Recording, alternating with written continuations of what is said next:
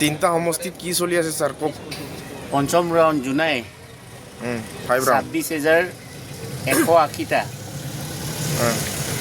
কংগ্ৰেছ 15,309টা, BJP lead লৈ আছে 10,871।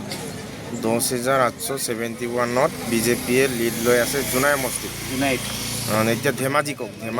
ধেমাজি বিজেপি 38,438, কংগ্ৰেছ 22,146, বিজেপিয়ে লিড লৈ আছে 16,292টা ভোটত।